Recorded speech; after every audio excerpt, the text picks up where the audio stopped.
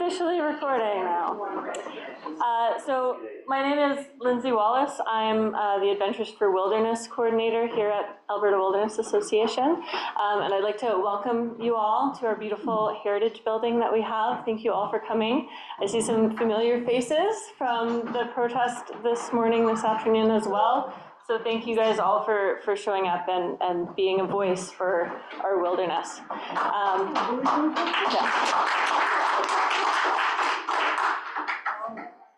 Another thing that you can do to really help strengthen our voice here at AWA is, if you're not already, become a member. It's a one-time fee for a lifetime membership, and our voice is stronger because of how many of you are supporting us. So buy one for yourself, for your family, buy a gift for a friend and as a membership. It really does. Every membership helps. Information on that over here. Yeah, that's absolutely. We can help you out and sign you up after the talk tonight. So I'd like to take a moment to acknowledge this place where we gather tonight as the ancestral home of the Treaty 7 signatories, which includes the Blackfoot Confederacy, the Eakastonia Nakota, and the Tsuut'ina Nations. The city of Calgary is also the homeland to the Métis Districts 5 and 6. We need to remember we are all treaty people. We honor and recognize the original stewards of the land and recognize our shared responsibilities going forward to continue to stand up for and protect the land in the original spirit of the Treaty 7 and our journey of reconciliation. So I'm so pleased to be able to introduce naturalist and author Kevin Van Tighem today. Some of you may have already met him on some of our Adventures for Wilderness, and maybe already have an inkling of the depth of his knowledge of Alberta's wild places and their history. He calls himself a recovering bureaucrat after a career in the Park Service, including a stint as the superintendent of Banff National Park. He also stuck his neck out to represent Albertans and our wild lands as an NDP candidate in the last election in the riding of Livingston-Macleod. He also wrote a much-loved column in Alberta Views for many years, bringing ecological awareness to a broad range of Albertans. For Kevin and so many of us, Alberta's wild places are so much more than just places. They're like cherished friends who bring a smile to our face at each reunion.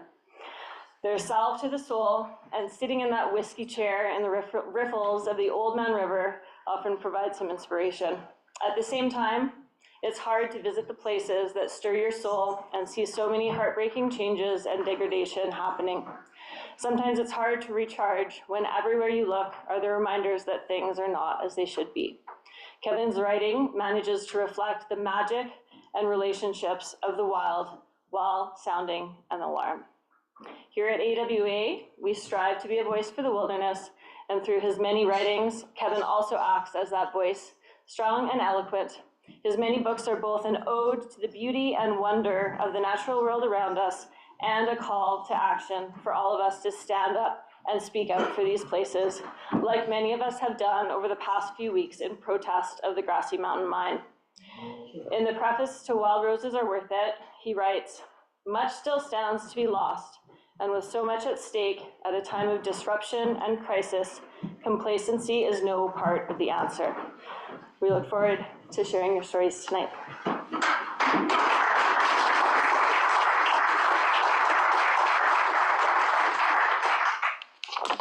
Thank you. And thank you for all being here tonight and not dying out there on the ice. I'm just going to add to Lindsay's promotion of people joining the Alberta Wilderness Association. I've been a member since university, and I don't want to tell you how long ago that is, but I remember going to the 25th anniversary, and I think this, what is this coming out now, the 60th? 60, yeah. Yeah, I went to the 25th anniversary gathering in Pincher Creek, and they had a silent auction and they had beer. And unfortunately, I indulged in both, and I've still got the stuffed sharp-tailed grouse on the wall of our cabin. I'm not allowed to have it in the house. I still remember walking in the door with that thing, and Gail said, "Where'd you get that?" And I said, "I got it from the silent auction." And she said, "Why?" And I said, "With the AWA." It's like a big family. It's a wonderful organization to belong to. If you don't already, I really encourage you to join. So I'm approaching this talk tonight as it's more of a writer's talk than a conservation talk. I thought that the questions and answers get into the meatier stuff, but I'm launching this fall and winter a revised, updated edition of Wild Roses Are Worth It, which is my latest book. And this fall I'll be launching another book, and so I'm actually I've got readings from both of them for you. One's a sort of an advance view. But it's really a writer's talk more than it is a conservation talk, but really the same thing for me, really, because I've always written into the conservation world and out of my experiences in the real world. I grew up in this city. I grew up across the river in Scarborough, Lower Scarborough, and in a family of hunters and fishermen. Well, the males were. That was the generation. And so I spent a lot of my childhood along foothill streams, up in the upper Sheep, Ghost, Red Deer, North Saskatchewan, camping and fishing with the family. In the falls, out hunting pheasants in the irrigation ditches, and sort of went through that stage of my life where you're finding out who you are and bonding to the things that are important to you, bonding with the adults that you're close to, as well as the places that you're close to in those sorts of landscapes. And they became absolutely inextricably wired to who I am. They are who I am. You take them away, you take me away. And of course, I think a lot of us feel that. A lot of us are like that, and that's why some of us were freezing our knuckles off walking around with signs today. So the other thing was I got early on into reading. I used to go down on the bus downtown and go to the Central Library and take out all the Freddy the Pig books. And so read them all 3 times. You too, eh? and when I ran out of fiction books, and I started finding nonfiction books, and somewhere along the way I found birds, and somewhere along the way I ran into Cleve Worcester, and I started bird watching with him. And so then that became a piece of things, both connecting words and nature, both through the things I read, and then eventually because the things I read were running out of things I wrote. And I've written since I was a kid, not well initially, and maybe not always well these days, but it's become a way of trying to sort of distill what you're experiencing out there into the meanings that you're gathering from them. So that's what leads to these books. You know, the Wild Roses Are Worth It is actually comprised of columns that were written, columns and articles that were written for Alberta Views magazine. I assembled them into a single book about 4 years ago. And put it out, realize from the point of view that the parts individually don't add up to as much as they do when you put them all together. The sum is greater than the individual parts. And what that column was all about was really trying to say, this is Alberta. We call ourselves Albertans, and we don't seem to be doing a good job of sustaining the things that give us our identity. We seem to be stuck in a narrow set of stories that other people have defined that tell us who we are, and that limit our future and limit our options and actually limit our thinking. And we need better stories, we need different stories, we need to see this place as more than just Oilberta, which was really the dominant rhetoric from the 70s on, is that basically we're the place where you go to get rich on oil, and then you go back to the Maritimes or Ontario, wherever it is, and leave us to clean up the mess. Or you stay here and continue to contribute to the mess. So this is what I tried to do through most of my writing, is try to restory our culture, because the landscape of possibilities you live in is only as good as the stories you tell about yourself and the stories that you tell about the place. And we're not telling the right ones yet, and I'm still working on that project, because somehow or other we need to land in a different place than the one that we've been in and heading to. A lot of the things that I grew up with aren't here anymore, and each one of those is like a missing finger. So why am I launching a new version of Wild Roses Are Worth It? Is because for some reason my publisher thought that I should do a new introduction based on my adventure as a politician. I'd never tried politics in my life. I spent my whole life as a public servant, so it wasn't an option. But when I retired, I looked around at what was going on and thinking, these are all the products of political decisions, and I'm sitting on my hands as a retiree. I've still got a brain, I've still got my network of friends, I've still got my passion, and yet I'm doing crossword puzzles. That's not good enough. But still, I sort of thought, yeah, but that would be a lot of work. And then this coal thing blew up. what really motivated me to go, and do I talk about this in this? No, this is good. I'm not going to repeat myself when I do my reading. What really motivated me was that in the 2019 election, the UCP got elected without ever once telling us that they were already in discussions with the coal industry about opening up all the eastern slopes for coal mining. Now, that really offended me ethically, because I thought, if you want people to elect you to lead them, you've got to tell them what you're up to, and make sure that you've got a mandate to do what you said you're going to do. And they didn't. And I looked around at the people that rose up in consternation over that. A lot of them were good friends of mine from southwestern Alberta, who were just salt of the earth. Most of them are conservatives. Salt of the earth, good, hardworking people who had been betrayed by their government. And I thought, these guys need to have different representation than they're getting, because our MLA went missing in action. He just vanished. He couldn't answer letters because he was stuck between a whole bunch of angry voters and his government. So I went into politics, and so I called up Evan, and I said, I got to kill my column, because I'm no longer nonpartisan. I'm going to be full-on partisan here.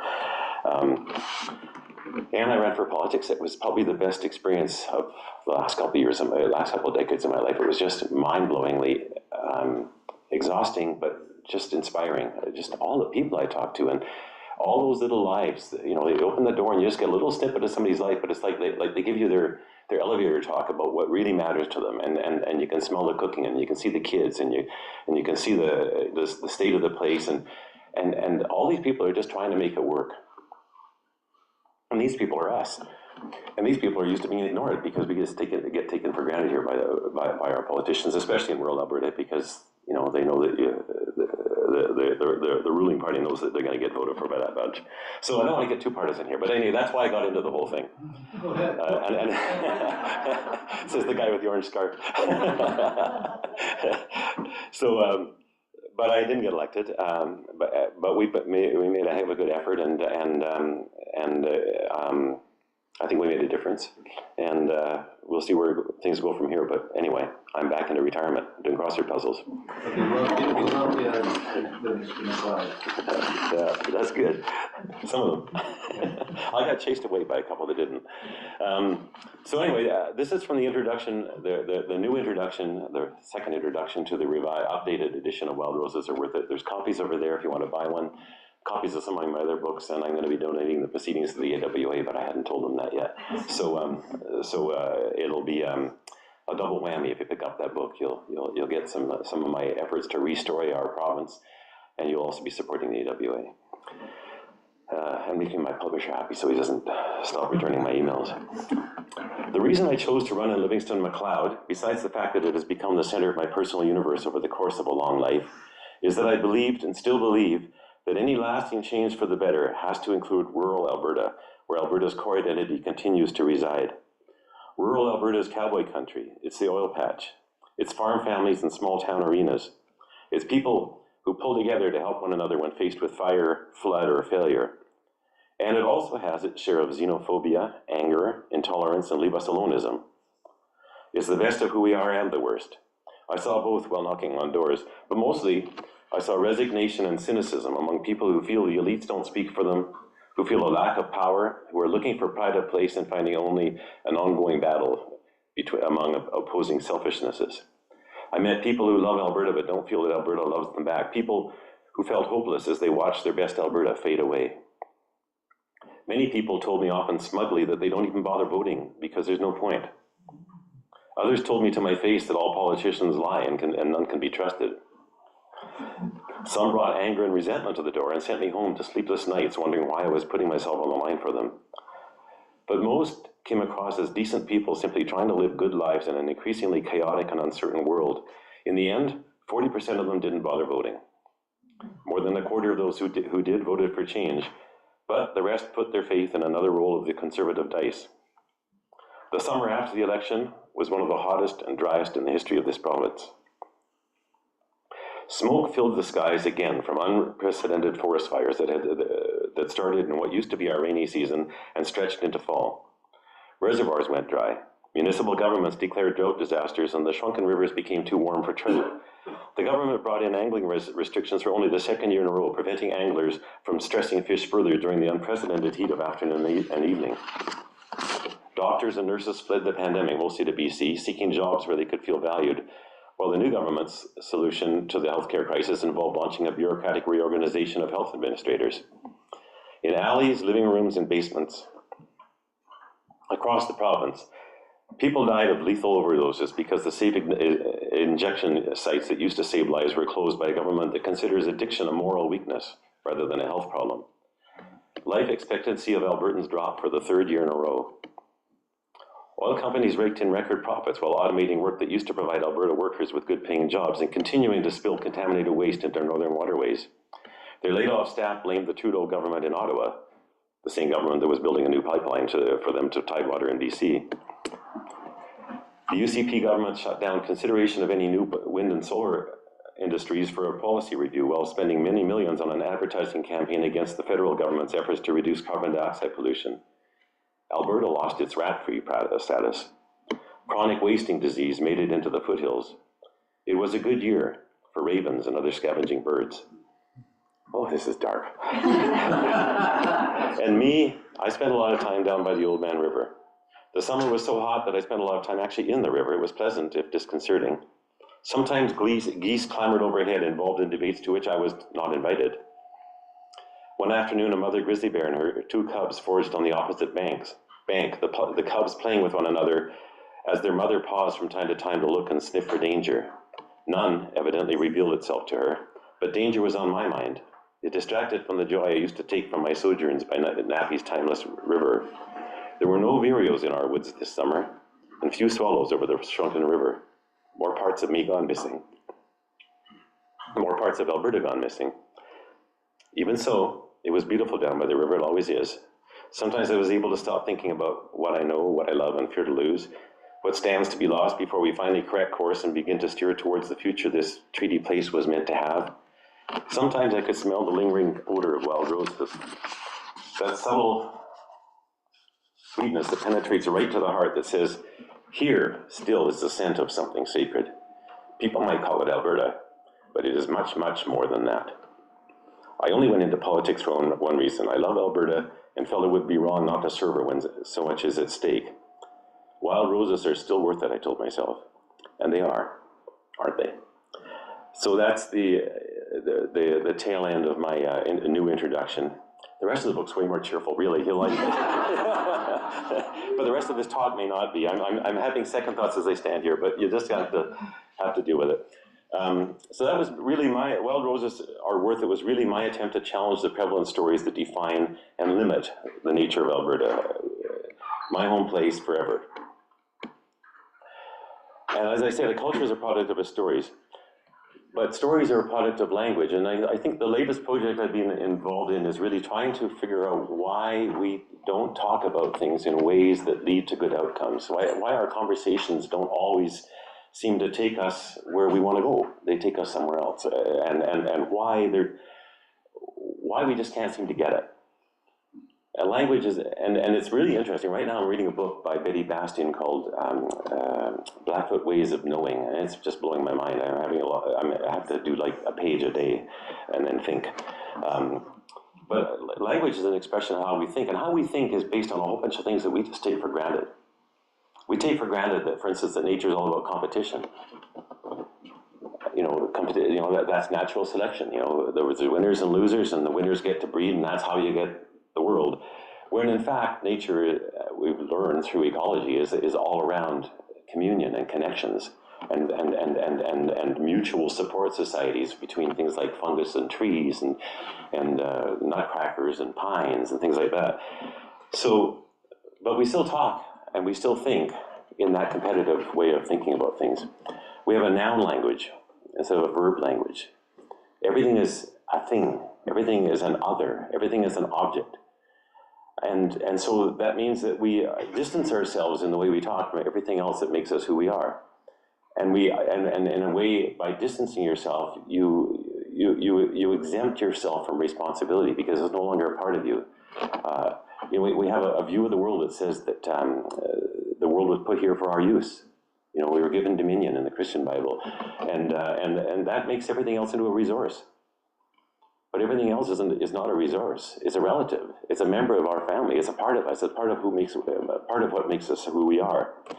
So now I'm having a real problem as a writer because I just want to tell stories, but I'm telling them in a language that is framed around distancing and othering the things that matter the most to me. So I'm having a lot of fun with that. I do have this other book coming out. I got to the end of it. I'm a little bit uneasy about it, but it's going to get out there. And when I got to the end, I finally realized what I was trying to say, but it was too late to say it in that book, so now I'm working on the next one. And it's killing me. But that's okay, I got nothing else to do. I didn't get elected.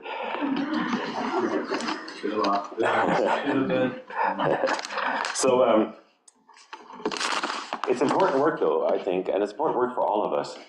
Because we live in a time in history when people no longer look at the future and say, things are going to be better for me in the future. When I grew up, it was always, everything was going to be better. The future was where it was going to happen. New products were coming on stream, new technologies, new economic opportunities. The baby boom generation that I'm a part of, man, 20 years of prosperity, which is crazy through the 50s and 60s, the years we grew up in, and it was just going to keep getting better. But I talk to people now, in their 20s and 30s, and they don't talk like that at all. They're scared of the future. Well, that's not a way to live. That's not a way to inject hope into the world and actually give us a future. It's very disempowering and disabling. So we do need to get this fixed. It's not just the issue of the day. It's not just whether Grassy Mountain gets their exploration permit. It's not whether they reopen the eastern slopes to coal mining, which I think they're planning to do. That's the issue of the day, but it all comes from the way in which we think and the way in which we talk, and so that's the part we need to fix. We need to fix the foundation before all these problems in the structure will start to sort of stabilize. So where am I here? I'm not writing my notes at all. I'm so lost. If we're humans, if we love our home places, if we love our families, we just have to keep trying. And we have done amazing things in the past, and we can do amazing things in the future, but we aren't going to get those things accomplished by doing things in the same way we always did. We need to find different ways, and that means we need to think differently. So yes, I still use social media to fight over issues, even while knowing that the most effective arguments that actually reinforce the modes of thought that keep us in trouble. Like, you want to fight coal, you fight it with economic arguments. Oh, great. So we're still saying that the only way to measure the value of something is by how much it's worth. So, you know what I mean? You can win that battle, but you haven't won the underlying battle, which is, why do we live this way? Increasingly, I'm trying to step back from those battles and find ways to restore and re-language and our culture so that the battles and the issues vanish into the next overdue turn of the kaleidoscope. So that's where Understory, my next book, comes out of, and I'm sort of cheating. I'm launching this book and I'm pre-launching the other one, but I just wanted to try that because that's sort of where my head's at right now. And out of that writing experience and the learning and reflection and discussion from people that I've been learning from, like the late Narcisse Blood and Leroy Little Bear, and that book by Betty Bastian, it's taken me into a whole different kind of way of thinking about processing what I see in the rearview mirror and processing what I see around me and in the future. So I'm going to depress you some more. These are I think it ends with something. Yeah, it ends a little bit up. These are the final words from Understory, which is subtitled An Ecologist's Memoir of Loss and Hope.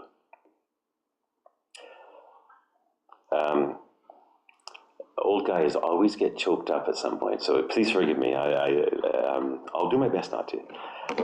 I struggle against despair. There, I did it. So much of what I loved is gone. My mother and father, but that was inevitable. My youth and so many memories of it, that too was inevitable. But all the birds, flowing streams, quiet places, the caribou, curlews, and cutthroat trout, the burrowing owls that once nested in a much smaller Calgary, and the river Gail and I floated in hopes that we could help save it. All are part of me, but all are diminished or gone. Aging brings a decline in one's faculties. Joints deteriorate, the mind begins to wander. But when the birds go silent, that's a different kind of deafness. When places and species disappear, that's a different kind of blindness. The losses that haunt an aging naturalist in 21st century Alberta are far more profound than just the normal costs of aging. These are losses that penetrate to the soul. It's like watching spirits die, the sacred spirits that welcome us into the world and were meant to carry on after we depart. It's a darker kind of mortality when the death that draws near is not just of one's body, but of the best parts of a world that made one who he is. I told you it would be dark. This must be how he felt when they woke to the end of all things, to the knowledge that all that now remained of Ini, the plains bison that centered their world, was bleached bones and tears and regret. But I go down to the river in the evenings, and I listen to the water. That mountain-born stream that Hardy Bastian knows as Old Man's River because of its connection to Nistapi's stories of that first and oldest of people, Napi. Quiet voices in that living water remind me that hope is not something we are given. It is something we must make for ourselves out of love and fierce determination. The river has not given up, nor should we. We make the stories we live, and then those stories make us. Some of those stories shine, but many more are full of false starts, flaws, and failures. That's inevitable, we're human. Still, we waken each day into the next set of possibilities. We can choose to steer away from hubris and towards gratitude. This is all full of references to the stuff that came before, but you have to wait for the book. We can find our true selves again in this sweet living place and in each other. We need only find the humility and respect to listen, not just to people who live in different ways, but to the world itself, to the river and the wind, the trees and willows and grasses, to the birds and coyotes and chorus frogs, to the deep silence of winter nights and the thunder that comes over the hills on humid summer evenings, and to know ourselves as one with those beings, those teachers, and with one another. The family is waiting for us to come home. They never left us. We left them. We're not doomed, just lost. Okay, exploring. We do belong here, but we are not in charge, and it's never been all about us. It's always been about the whole of creation, of which we are only one small part, and without which we can have no real meaning, purpose, or hope. We will never be the gods we try to make of ourselves.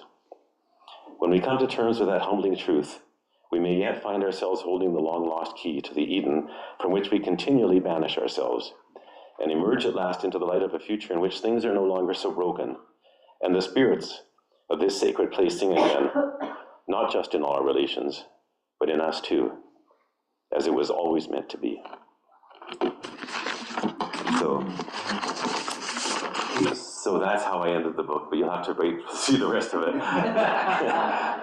But like I said, I didn't really want to focus on individual issues in my talk, but I'm sort of hoping that will come up in our talk as we move into the questions and answers and discussion side of things. I think what I was mostly hoping to do with this, besides launch the book and share some thoughts on writing, was to challenge us to sort of pay attention to our conversations, pay attention to our language, and start this collective project of re-knowing the place we live in and being able to talk about it in a way that is more inclusive, that pulls it into us and pulls us into what's around us, so that we can no longer have these cold conversations about allocating resources, but we can have the deeper conversations about what is the right way to respect the relationship between us and that thing that we want, and how can we use it in a way that respects it and that gives back. When we have those aren't the kinds of conversations we have, because we have a culture that's built on othering everything that makes us who we are, and that's the part that we need to get beyond. We get beyond that, we won't have to go and carry picket signs. No, we probably will. We're miserable. we're a cantankerous bunch. But a lot of those problems would look a lot different. They wouldn't even be problems, because we wouldn't create them for ourselves. We couldn't allow ourselves to do that. So anyway, that was sort of where I was going with all that. But I have nothing more to say in terms of prepared notes, but what I was hoping we could do now is just have a conversation. That's where usually the most interesting stuff happens. Questions from the floor, comments on the floor, anything that you want to throw up at me, I'll try and bounce something back to you. Kevin, an 19-year-old son wants to be a conservation officer. What can I tell him out of this talk that will be a tipping point to push him in that direction with hope instead of despair? Well, I spent my whole life working in conservation, mostly in a sort of officer mode of one sort or another, and it's the best choice he could make. He gets to hang out with all of his friends all the time, two-legged another. But it's the other thing is that if you want to be a conservation officer, you're working in government, right? So the biggest challenge in that realm is not losing sight of who you work for, is working for the resource, is always recognizing that you're going to get all sorts of direction, all sorts of reasons to compromise, reasons to back off, reasons to not do your job. But those reasons come from people with vested interest, people with short-term impact on you. At the end of the day, you will be measured by what you accomplished in the field. Did you take care of that you were given responsibility to care for? And most of the conservation officers I know get it, and some of them don't. Some of them just drive around in trucks. So yeah, I would say do it. I recommend it. It gave me a wonderful life. You might want to chat with you. Sure. Yeah. Well, I'm an old guy. I'll talk to anybody. Have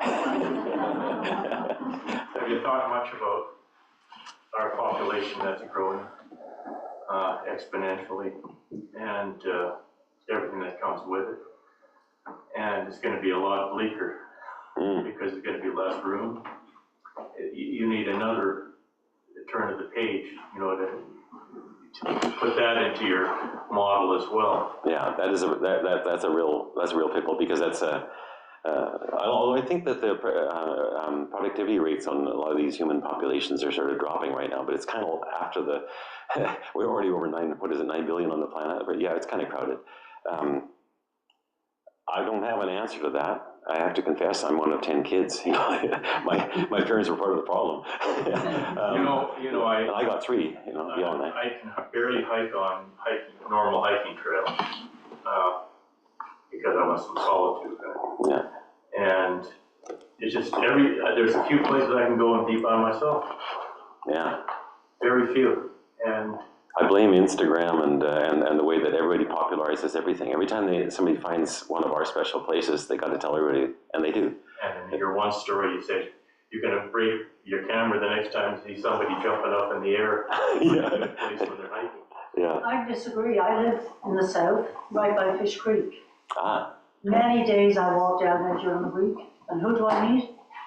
The coyote or the deer. I hardly ever see anyone. Gail and I live in High River, and we started complaining. I don't mean to boast, but really, No. if you go off the paved path, there's lots of West Fish Creek? anywhere. No, I live right next to Fish Creek Park, sorry. I go down there nearly every day. Some days I don't see anybody, especially if it's a little colder. I agree with both of you, of course, because I've suffered that loss. That in our city, in our urban area. Gail and I live in High River, and we got complaining to each other about how it's a longer drive to the mountains now. We used to live in Canmore.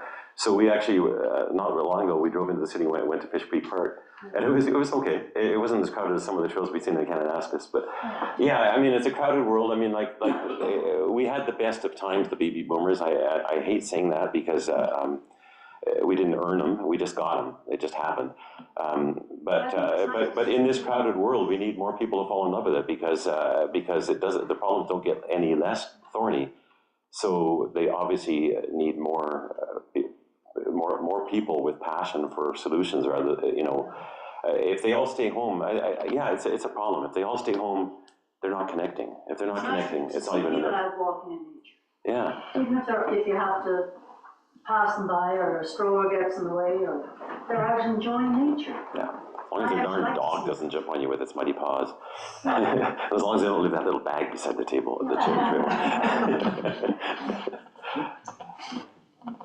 James, yeah. Yes, I moved to this side of the Rockies from Canmore, and I lived in Canmore back in the day, middle 70s, moved there.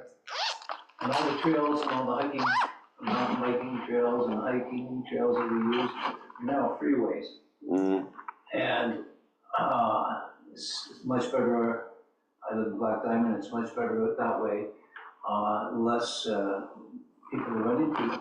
But I still find myself going in, taking my lunch by pack sack or whatever, and coming out with a full pack sack of bottles and cans and stuff like that. And I'm wondering, how the hell do we get the message out to people that we can't do this to our environment, especially in those places. My dad used to tell us that, once mankind gets into an area, it's ruined. And I don't necessarily subscribe to that, but at the same time, there's got to be some way we get the message out to people that we've got to protect and cherish and love the nature and not take it for granted. Yeah, I think I know what you mean. After the fire burned through Jasper, I went up for a hike up there with my wife and my son and his wife, and we kept on top of Old Fort Point. We found piles of beer bottles that had melted, and just big party site. And it's the same way as dumping carbon into the atmosphere. If you don't make what is external to you internal to you, then it's just a resource to be used, and that means a trail site is a dumping spot. An atmosphere is a dumping spot, a river is a dumping spot. So there's no easy answers, and we know there's no easy answers, but I guess it's why we have groups like the Alberta Wilderness Association. It's why we have people like ourselves, is that you just keep on punching away every chance you got, and you do connect with a lot of people, and you don't know it because you don't see their mess because they don't make a mess. But unfortunately, you do see the mess of the others. Yeah. I think the tragedy of our commons in Alberta is this, that they're available to everybody without any prior requirement to actually know how to behave or know where you are. Take your cell phone, a bottle of water, and go for a hike, and you'll be fine. You don't need to know anything about where you're hiking. You just have to get that Instagram post from the top of the mountain. And I know. I almost think there should be a user's license for life off the pavement. You have to buy a hunting license to hunt. You have to take a course on that. But we see it with fishing. Like, everybody goes fishing, nobody even knows what they're catching. There should be a requirement to at least know what the fish are in the river and why they're there. But yeah, ecological literacy is the last thing we ask for when we turn people loose into nature. Hopefully, they come home with the beginning of it each time they go. But I don't know if that's the case or not.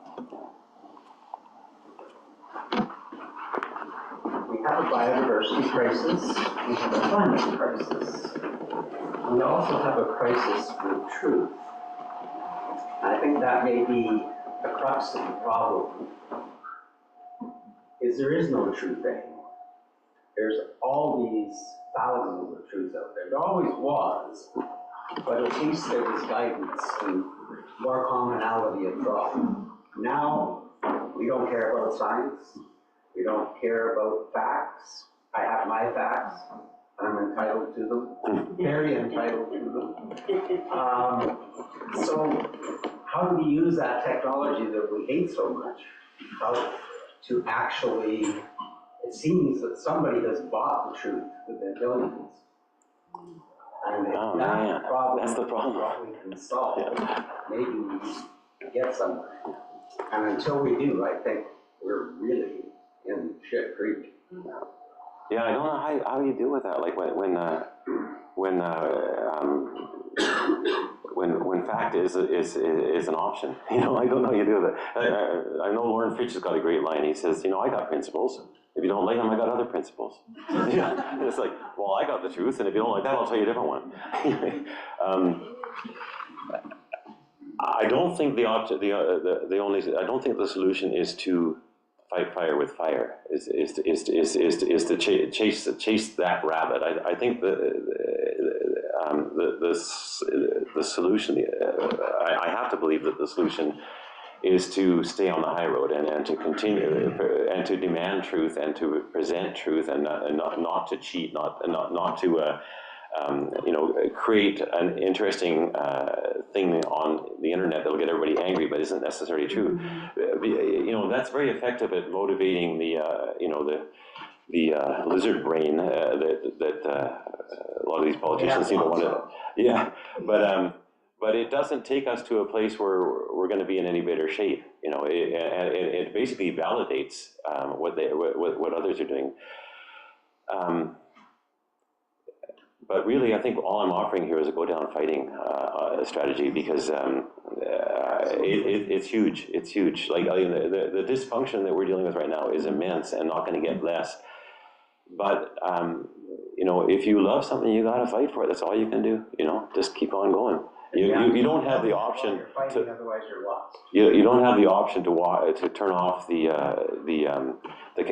catheter and walk away from the bedside. That's your loved one on that bed, you know. And in this case, you know, the world we live in. There. I grew up during the Cold War in the States, and every high school had courses in how to recognize propaganda, which we would call media literacy. Oh. Yeah. And it really is something that can be incorporated into the curriculum. It's your organization said with lots of information about it. It's interesting.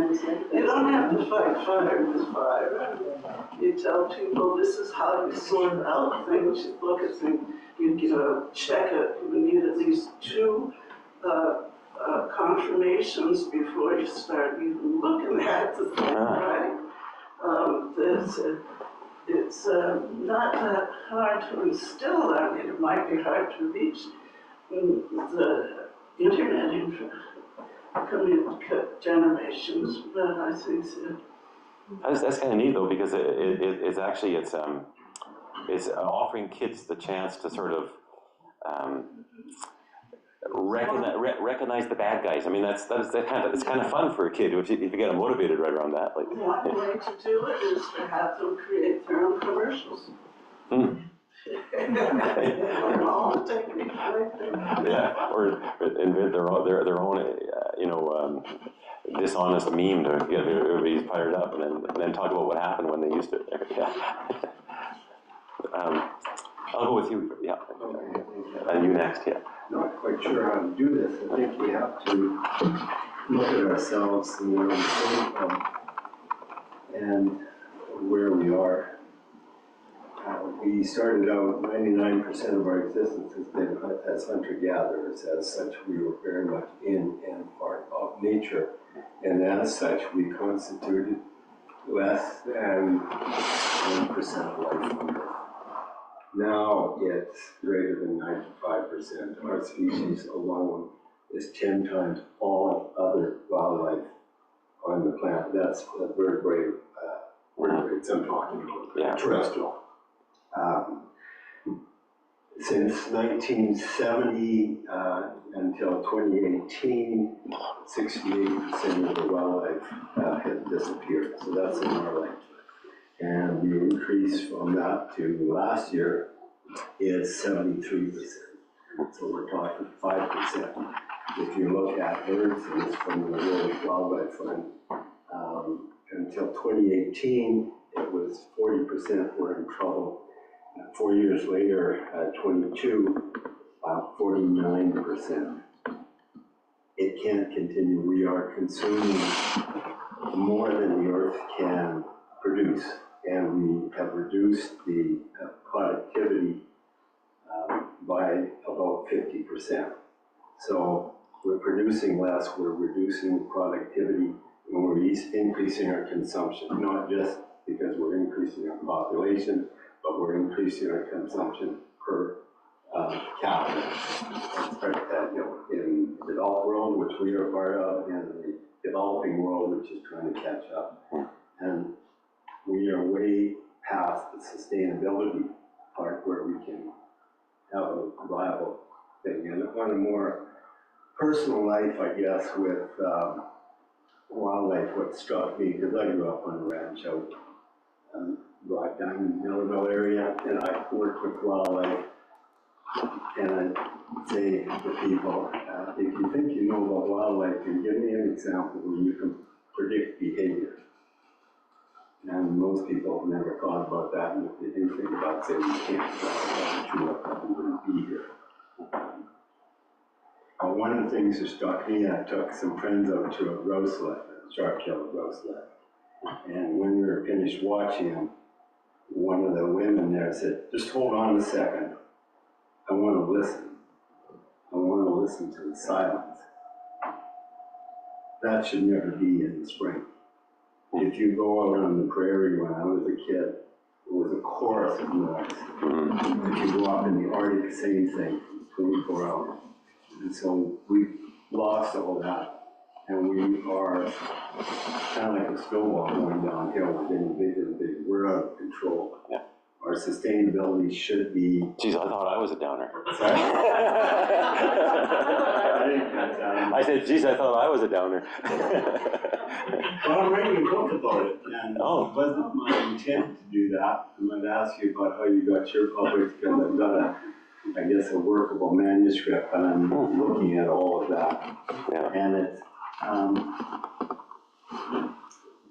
we're not going to do it. We don't live with nature anymore. We don't understand it. We've got attitudes, well, we're not animals. Well, really, did that. I mean, we weren't pumped down here from outer space.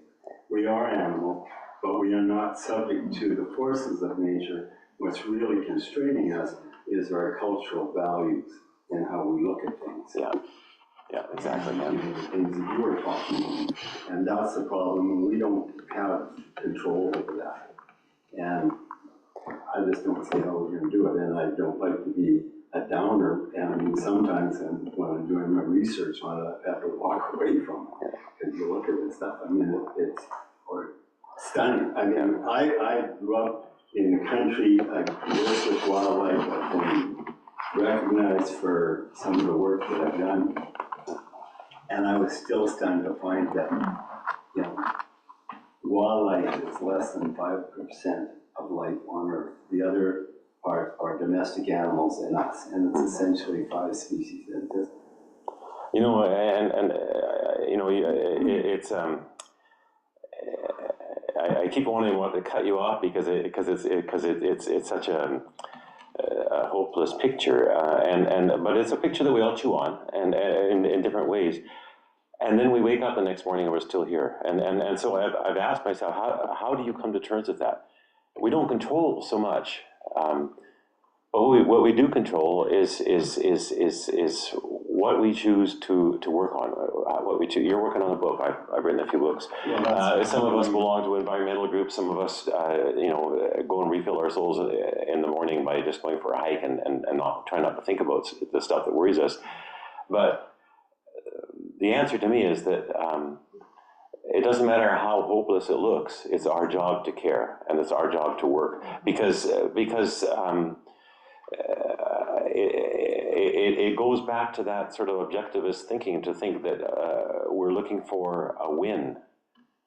No, we should be looking for a better relationship, and a better relationship comes out of our love and out of our commitment. So.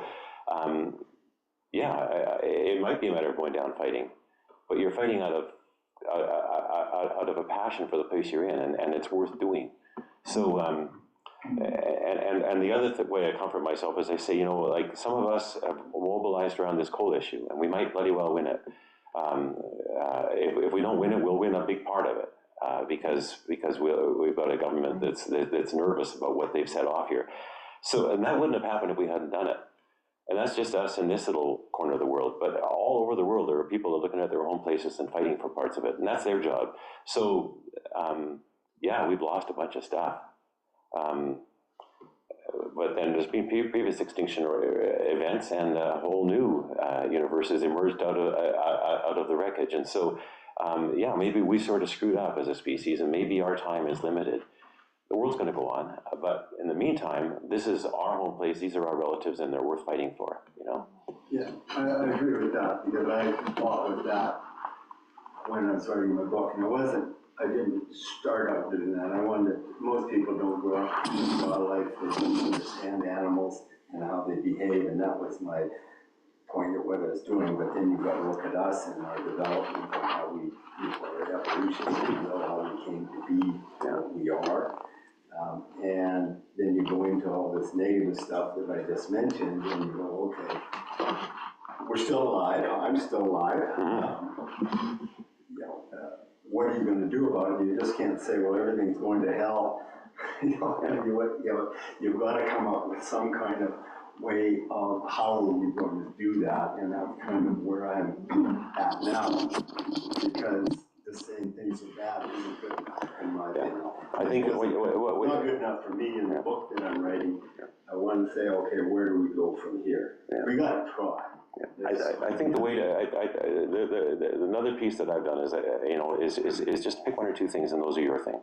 Let other people do the other thing. Like I'm focused on trying to restore our headwater landscapes, and on doing what I can to help those that are trying to keep the prairies remain intact. That's it. That's all I'm working on. There's a million things that bother me and worry me and I'm concerned with, but I'll take the bite-sized piece I can work on. I'm old, I got only limited energy, limited time, so that's what I'm going to work on. I'll stay busy doing something productive, and maybe it'll have an impact. And others are doing the same thing. I sure trust, and that's great. I'm going to move on to somebody else here, though. You've been waiting patiently. One of the things that I was going to say is that if we have a fighting chance, we have to stop fighting. And we have to transform ourselves. We have to let go of the things that we know don't serve life. I'm going to go down loving. And I'm going to go down speaking. I was a teacher of English, and I have a big mouth. And I am not going to call names. I'm not going to insult people. I'm horrified by how many left-wing good people get online and they're as bad as their right-wing. Name-calling, slashing. Yeah. The thought that we're going to elect a man prime minister who's a potty-mouthed trasher, slanderous. That's all I hear when I listen to him is slander of other people that maybe doesn't even know. And so one of the things I think we have to do is ask ourselves, am I participating in that? Or do I make that look small? Because it is small. And we went to the rally this morning, and then we came home and did a little bit of work on the computer, and then we knocked on doors for the NDP candidate in our area for an hour. And then I picked up my granddaughter, and now we're here. And every day we try to do something that is meaningful. And it serves, we need a culture of care.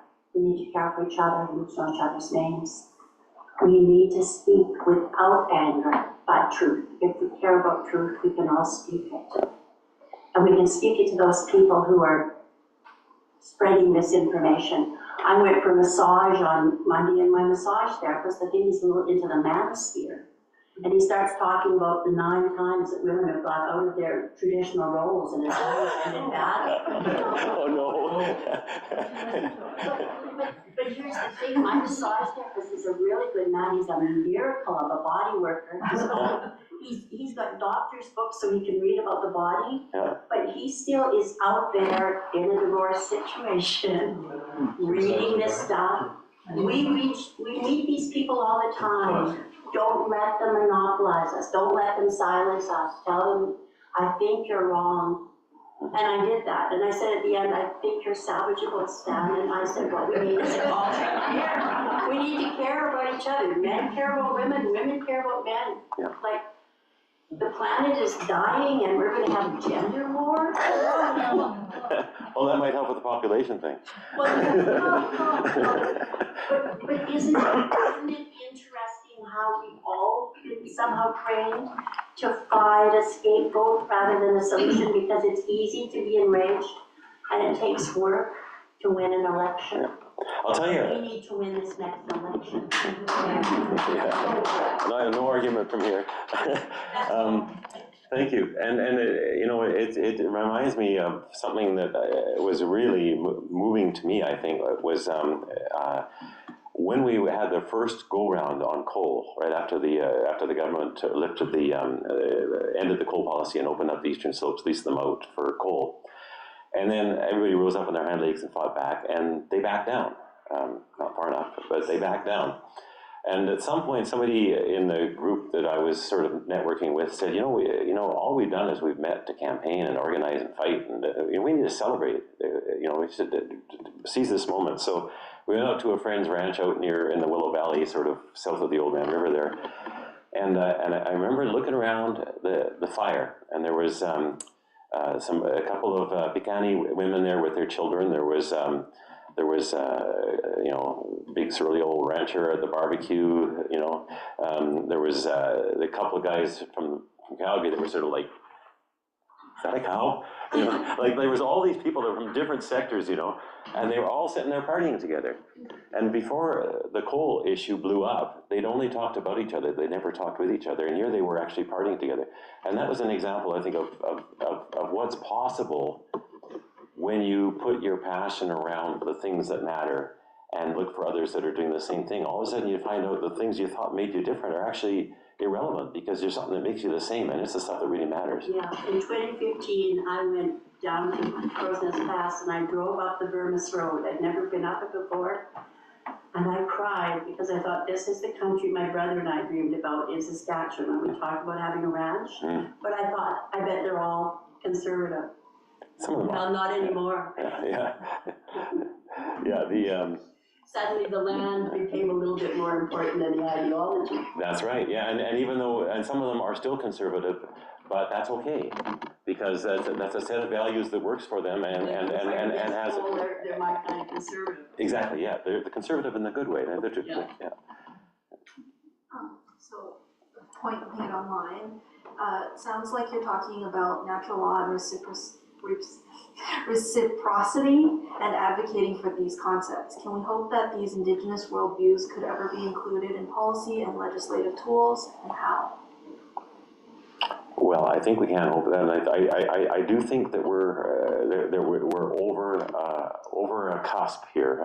You know, I think the truth and reconciliation thing moved the dialogue to a different space and validated different voices that were totally drowned out in the past. I was reflecting to a friend of mine on the Gannai Reserve the other day that you know, those residential schools weren't a bad idea. We just sent the wrong people there. Because there's a lot that we could have learned, but we thought we knew it all. And look at where we are 150 years, about 150 years later. So, but the teachers are still there, and they're you know, the first thing that a lot of people are doing in these Indigenous communities is finding themselves again, finding their own cultures, because they've had a bit of a difficult century here. But certainly in the Blackfoot culture, knowledge and stories are for sharing, and really teaching is a part of how you interact with others. Yeah, you know, we were always meant to be treaty people, but that was meant to mean something, and it hasn't arrived at what it means yet. But we can get there. There are some really neat things to work on in this crowded, deteriorating world that maybe take us somewhere on a different track, and it's worth doing. I mean, you know, if you know, it's like, you know, why just stop trying just because the problems are immense, or why just stop trying because you know, in one sector, because the other sector seems to be overwhelming everything you're doing. No, keep on trying. This is a bit called trying to be your best human. And trying to be your best human is trying to actually be somebody that respects the relationships that make you human, and those are the things that come to us from everything else. I'm not sure that this would be of any use, but it's kind of interesting. I come from a medieval forest in England. It's called the New Forest, but it's well over 1,000 years old. So you can watch wildlife forest management over 1,000 years. One of the neat things I've noticed about it, by the way, I did live northwest Alberta too. I grew up in the middle of nowhere. So I know the animals and land here. So I'm from both. But in the forest, it was set up as a sanctuary by William the Conqueror. Some say it was set up as a hunting reserve. It wasn't. I read the Latin notes, and it says because he loved the beasts as if they were his own children. So, nature. The forest has had its own justice system, its own management for 1,000 years, and it still has what they call birders. Sorry, I got a bit of a cold. It's actually birders, which, looking at the word, I think it probably translates to mean guardians of the green, guardians of the wild. Oh, verdiers, right, okay, yeah. Yeah. So, and in fact, I think they were antlers at one time, medieval times. But the verderers, there's usually about 15, 20 of them for the whole of the New Forest. You can think of the forest a bit like a county here. And they each guard a certain part. So, you know, whether it's wildlife, the bogs, the heathland, all this sort of thing, and they're really fierce. That's why I'm pleased to hear the word cantankerous here, because the verderers even scared the Parliament. A few times the country has thought of doing something with the forest. Everyone in the Parliament goes, oh, don't mess with the verderers, because they're really fierce about guarding the rights of the forest and the rights of the commoners as peasants, lay people. So I don't think there's been a new road put in the New Forest since I was born. I don't remember any. The New Forest is not in Alberta then. No, exactly. The things they do here, oh my God. The verderers. But every Wednesday, the verderers meet in the capital of the forest, and there's an old dock. And if you've got an issue of any kind, you get up on this old table, they just throw you up on the dock, and you say your piece. In this way, it's all kept current, everyone knows what's going on, everyone's guarding against, sorry, but outsiders. And the forest people, they're funny because if they know you're forest born, I know this is a bit far out, but the forest people keep their treasures hidden, the ancient oak groves, right? They won't tell any film people or documentary makers where these treasures are. And because in England, sometimes your accents, you can tell where you're from, because the locals do not often tell the tourists either. The forest has now become a national park. It was about 10 years ago. So even more people come to the forest. And it's hard to see, because everything, you know, is trampled and through the summers, it's tough. But the locals, they're very protective and cantankerous, and it seems to work even in this day and age. They don't mind if people go little, you know, old forest flies. Yeah. That's what they call it. But yeah, they protect it. Interesting. And they call the tourists, my cousin says, grockles. You know, they've created like a little language even. Grockles. Communicate still with themselves. It's very close to same root. I like grockle. Grockle, I don't even know where it comes from. It's like a grumpy grackle. Actually, they are the only ones that can, and when it comes to hunting, it's like a lottery, but you are supervised like a clinic. The game has to be culled. It's a bird, the verderers are out there with you, watching everything. Well, you know, So, no bounties. yeah, it's interesting. It's interesting because one of the, you know, a couple threads that came together recently in discussions I've had with people. One of them was Lauren talking about the foresters. That there used to be district foresters in the forest reserve up and down the eastern slopes, and they were basically the guardians, right? And that was their job, was to keep an eye on what was going on there, industrial dispositions, grazing permits, whatever, but make sure that nobody was cheating and make sure the rules are followed. And of course, that era ended. All those forestry cabins are all vacant now, or they're used seasonally for firefighting. And there's nobody out there. They're all in Edmonton. At the same time, a big movement that's happening right now in Canada is towards Indigenous protected and conserved areas. And there's a need for people in the Indigenous communities to have the opportunity to work in realms that actually relate to who they are and how they are, rather than just wage jobs that are made available by the resource sector. And it would be very neat if we could sort of put those two threads together and repopulate our forestry cabins with Indigenous guardians in their own homeland. You know, verderers.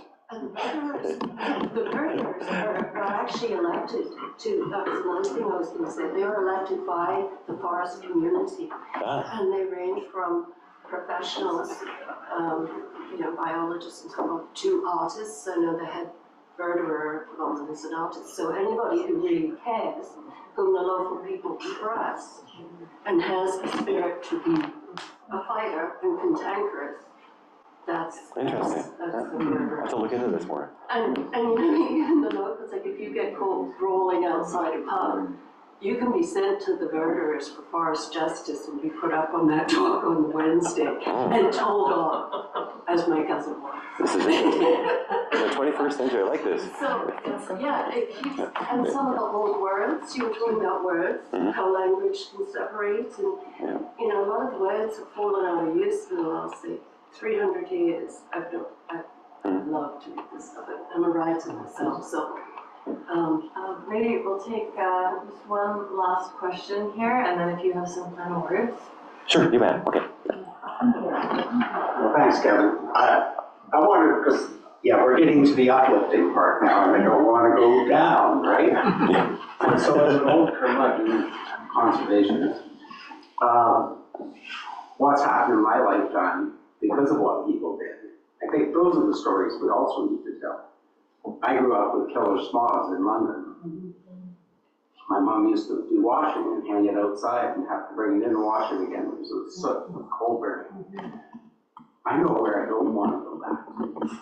My dad used to swim in the Thames competitively. Had to get multiple vaccinations to do that. It was so polluted. There were no salmon in the Thames. They attempted to reintroduce them because it's kind of okay. It's not perfect, but it's a lot better than it was.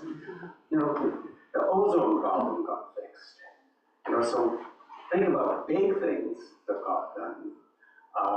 I think this, as you said, the indigenous perspective that is winding through a lot of thought now in the conservation world, and abandoning some of the mistakes we made in the past.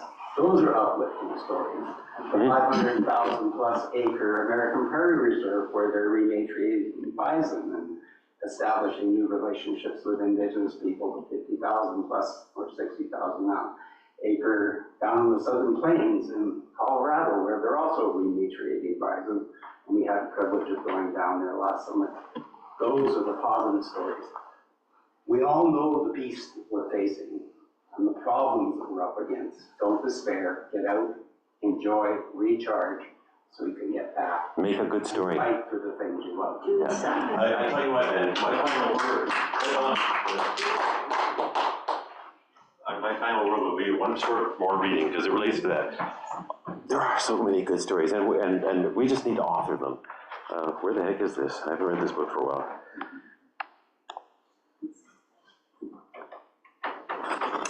I'll find this. Oh yeah, right there. Because this was a neat experience that Gail and I had.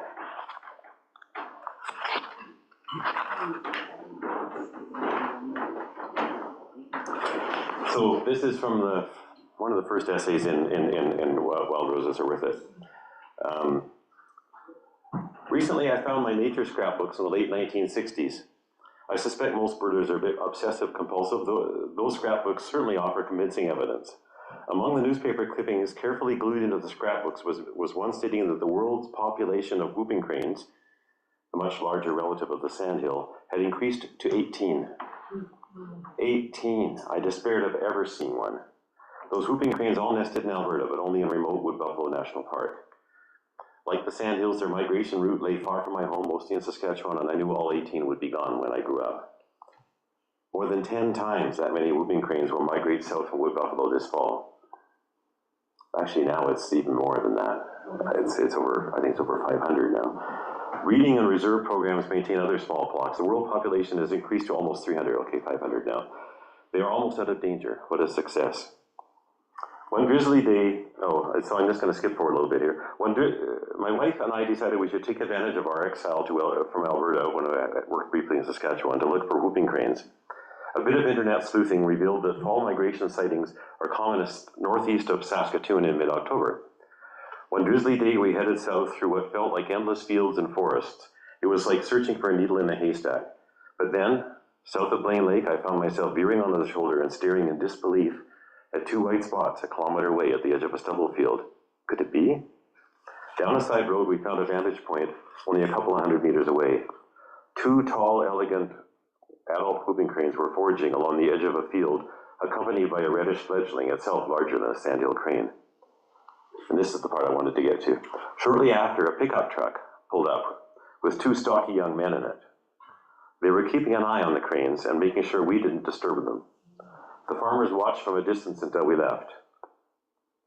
I waved, a lump in my throat, because it was their kind of stewardship ethic, as much as any breeding programs or other conservation efforts, that has kept the whooping crane from oblivion. Each year, spring and fall, those beautiful, vulnerable creatures cross the continent, exposed to the choices of many thousands of people. And like the farmers who hurried out to check us, those people choose to leave them in peace and protect them from those who don't. Lately, I've heard that some whooping cranes have started summering in central Alberta. Imagine, someday they may nest among us again. Like sandhills, whooping cranes ride thermals too, spiraling ever higher, glistening white against the blue. They must look like angels ascending toward heaven. Reminders, perhaps, of our better angels. So, thank you.